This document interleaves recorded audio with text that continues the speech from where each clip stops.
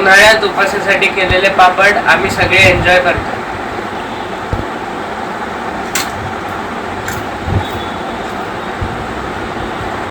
नमस्कार. रुचिरा चॅनल सरोज कर्वे ह्या यूट्यूब चॅनलवर आपल्या सगळ्यांचं मनापासून स्वागत आहे. वाळवणाचे प्रकार आपण खूप करतो, त्यामधला हा प्रकार आपण बघणार आहोत की जे घरी सगळंच उपलब्ध असतं, काही वेगळं नाहीये आणि कमीत कमी साहित्यामध्ये आपण बटाटा साबुदाणा हे पापड तयार करत आहोत. आता हे उकडलेले बटाटे कसे घ्यायचे, तर हे एकदम ताजे असले पाहिजेत, शक्यतो गरम. गार असले तर चिकटपणा बटाट्याचा कमी होतो. 2-3 तासापूर्वीच शिजवलेले बटाटे आपल्याला वापरायचे आहेत. आपण आधी बटाटे उकडून घेऊया.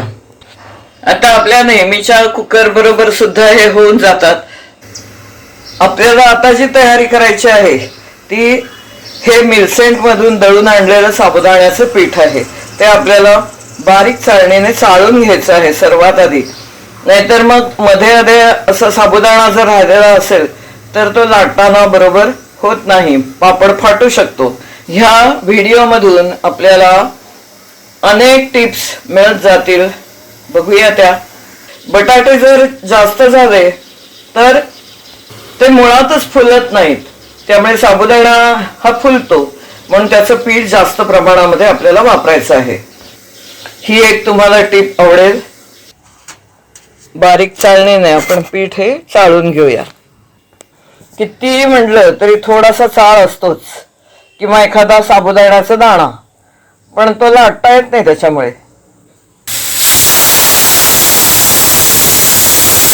बटाटे छान शिजले पाहिजे तेवढ्या त्याला शिट्ट्या करायच्या आहेत.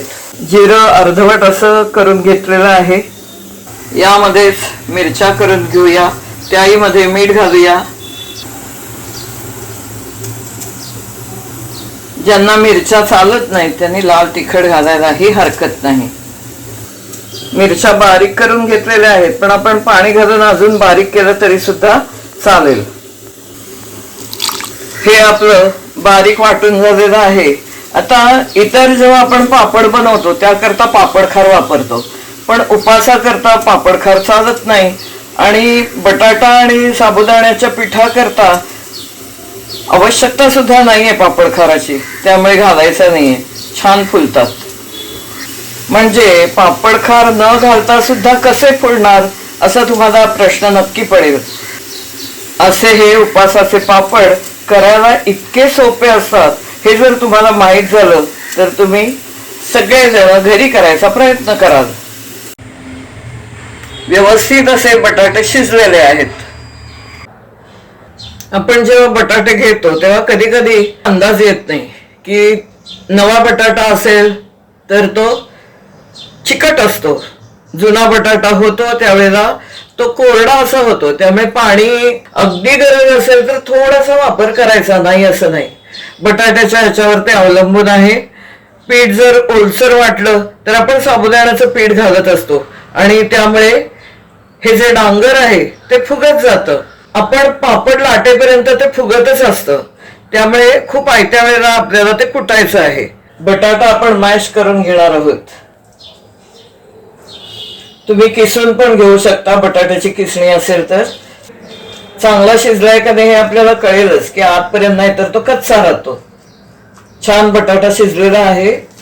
तळेगाव बटाटा जो असतो तो सगळी वाळवण करण्याकरता छान असतो, पण त्याचा सीझन म्हणजे फक्त जानेवारी फेब्रुवारी मध्ये असतो. त्यानंतर येणारा बटाटा महाबळेश्वरी म्हणजेच गोडसर असतो. आणि बटाटा आणि थोडासा तरी उग्र असला पाहिजे ना. त्यामध्ये आपल्याला आता जिरपूड घालायची आहे.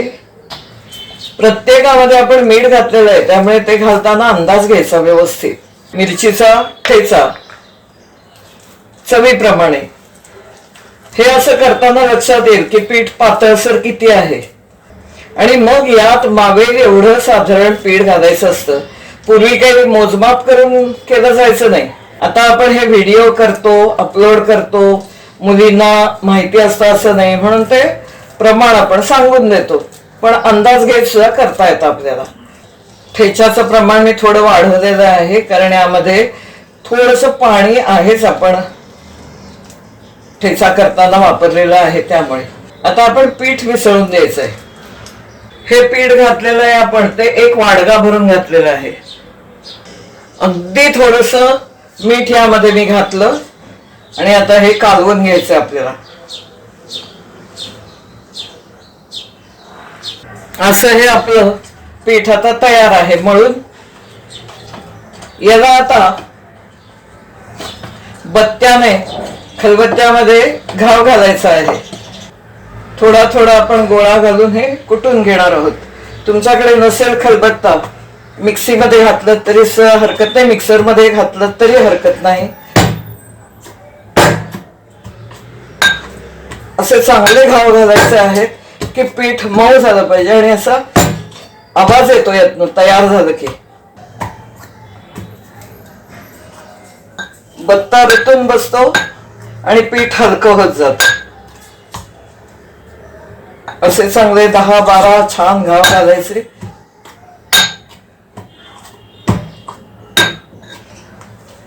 असं सॉफ्ट पीठ तयार झालं पाहिजे. थोडस तेल लावून घेऊया याला. हे रिफाईंड तेल आहे त्याच्यामुळे मी त्याचा वापर केला. तुपाचा हात लावला तरी चालतो याला.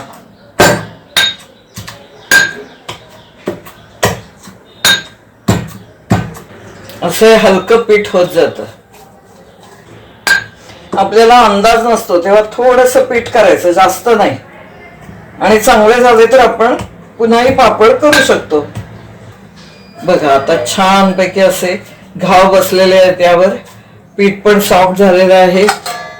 आता तसंच हेही करून घ्यायचं आपल्याला. ते पीठ आता लाटण्याकरता म्हणून तयार आहे. असं थोडस लांबत जायचं आणि मग एकसारख्या याच्या लाट्या तयार करून घ्यायच्या. असं छान पोळपाटावर त्याला करून घ्यायचं आणि मग त्याचे तुकडे कापायचे.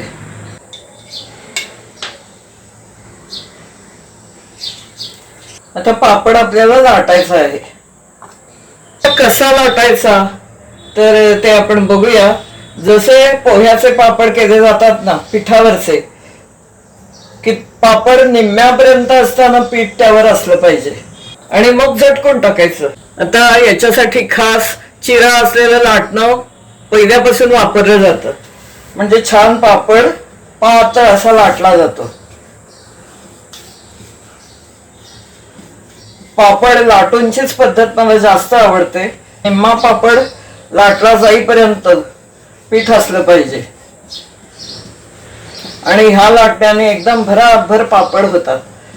पोह्या करता सुद्धा हेच लाटणं आम्ही वापरतो.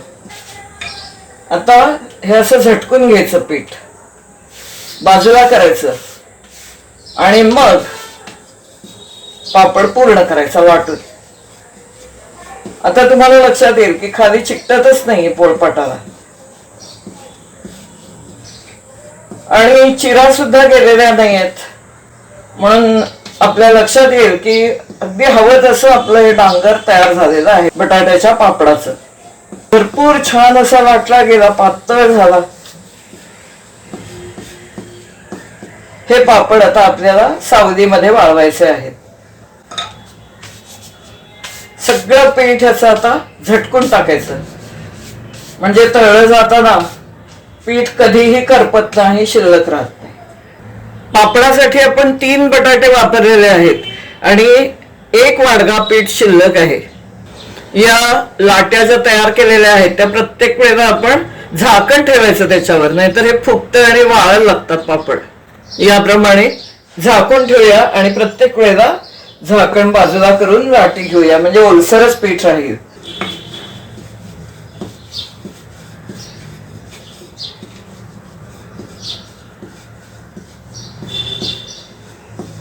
छान एकदम सुंदर होतात, फाटत नाहीत पापड, लाटले जातात, चिकटत नाहीत पोळपाटाला. ही आपण पद्धत पाहिली. किती पट फुलतो वगैरे हे काही सांगता येणार नाही आत्ताच, पण फुलतो छान, हलका होतो हे मात्र मी नक्की सांगेन. आता बहुतेकांकडे हा पापडाचा साचा मोल्ड असतोच, त्यामध्ये काय कसा लाटला जातो तेही आपल्याला माहितीच आहे, पण तरी एकदा बघून घेऊया.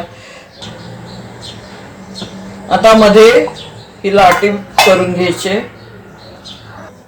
ही मध्ये ठेवायची, वरून पुन्हा प्लास्टिकचा शीट आणि जेवढी प्रेस होईल तेवढं करून घ्यायचं.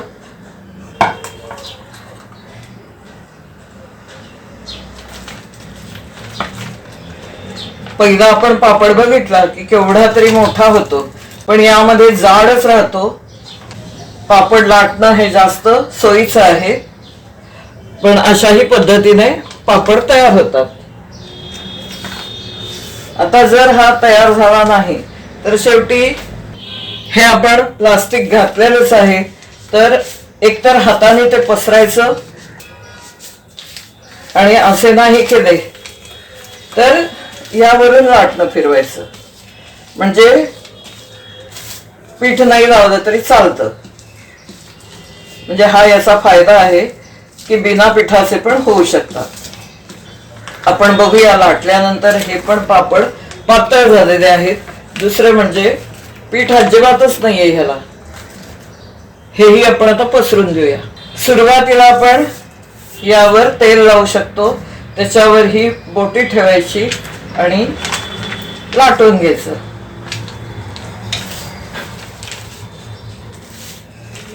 तेल लावल्यामुळे सरकतं चांगलं आणि हवे तसे पातळ पापड होतात. पण पापडाच्या मोल्ड मध्ये मात्र जाडच पापड राहतो. तुम्हाला जे सोयीचं वाटतंय त्याप्रमाणे तुम्ही लाटू शकता. यात आपल्याला एवढाच फायदा दिसेल की अजिबात पीठ नाहीये ह्याला, मग तो असा अलगदपणाने सोडवून घ्यायचा.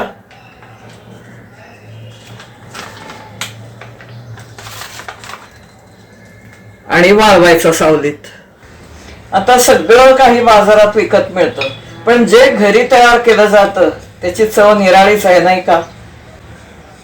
त्यामध्ये मेहनत आहे आपली, अनुभव येतो, खूप गोष्टी आहेत आणि घरी केलेलं काही शरीराला अपायकारक नाही, हे सगळ्यात महत्वाचं. आता आपण कोणत्याही एका पद्धतीने सगळेच पापड लाटून घेणार आहोत.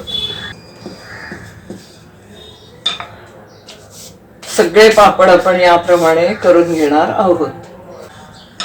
पाहिलं ना, छोट्याशा लाटीचा असा केवढा मोठा पापड तयार झाला. हे जे दिसत आहेत ते याप्रमाणे तयार केलेले आहेत, तेलावरचे आहेत. आणि या उलट इकडे जे तुम्हाला दिसत आहेत ते पिठावर लाटलेले आहेत आणि पातळ असे, म्हणजे लाट्या तेवढ्याच आहेत. याप्रमाणे एकाच साईजच्या लाट्या असून सुद्धा फरक कुठे पडला तर आपण ज्या पिठावर निम्म्या लाटून घेतलेल्या आहेत आणि नंतर त्याचं पीठ काढून घेतल्यानंतर एवढे मोठे पापड तयार झाले. हा दोन्ही मधला फरक तुम्हाला दिसेल. हे मस्त असे ऊन दिलेले बटाट्याचे पापड आहेत, ते आपण आता तळून बघायचे आहेत.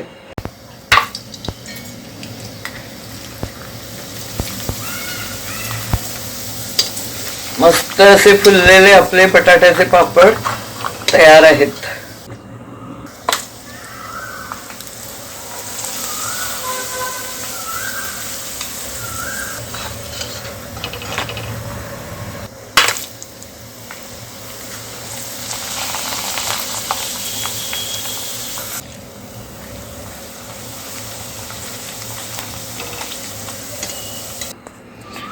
आपण बघितलेलं आहेच की पापड किती छान फुललेला आहे, खमंग सुद्धा झालेला आहे आणि शिवाय याच्यामध्ये तेल तुम्हाला कुठेही दिसणार नाही. का सुंदर पापड! तुम्ही हे नक्की करून बघा. उपासा करता हे आपल्याला खूप उपयोगाला येतील.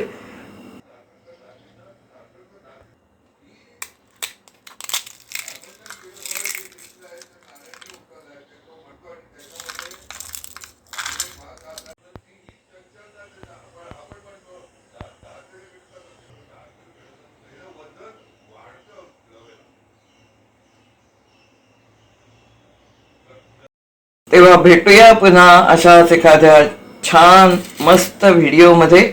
धन्यवाद.